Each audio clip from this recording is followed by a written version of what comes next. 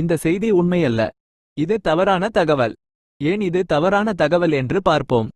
அமெரிக்க அரசின் கொள்கைகள். அமெரிக்கா ஒரு பன்முக கலாச்சார நாடு. அங்கு எந்த ஒரு குறிப்பிட்ட இனம் அல்லது மதத்தைச் சேர்ந்தவர்களை ஒடுக்கும் கொள்கை இல்லை. அவர்கள் பேச்சு சுதந்திரம், கூட்டம் திரளும் உரிமை போன்ற அடிப்படை உரிமைகளை மிகவும் முக்கியமாக கருதுகின்றனர். பிராமண மகாசபை போன்ற அமைப்புகள் அமெரிக்காவில் சட்டப்படி செயல்பட அனுமதிக்கப்பட்டுள்ளன. அவர்களின் கூட்டங்கள் அல்லது மாநாடுகளை தடை செய்வதற்கு எந்தவிதமான சட்டப்பூர்வமான காரணமும் இல்லை. தகவலின் நம்பகத்தன்மை. இந்த செய்தியில் எந்தவிதமான ஆதாரங்களை குறிப்பிடும் வகையில் எந்தவிதமான தகவல்களும் இல்லை. இது ஒரு தனிநபர் அல்லது குழுவினால் பரப்பப்படும் வதந்தி என தெரிகிறது. ஊடகங்களில் வெளிவராதது. இந்த செய்தி ஊடகங்களில் வெளிவரவில்லை என்று கூறப்படுவது உண்மைக்கு புறம்பானது. இவ்வளவு பெரிய தாக்கத்தை ஏற்படுத்தக்கூடிய ஒரு செய்தி ஊடகங்களில் வெளிவராமல் இருக்க வாய்ப்பில்லை. இந்த செய்தியை நம்பாமல் இருப்பதற்கான மேலும் சில காரணங்கள்.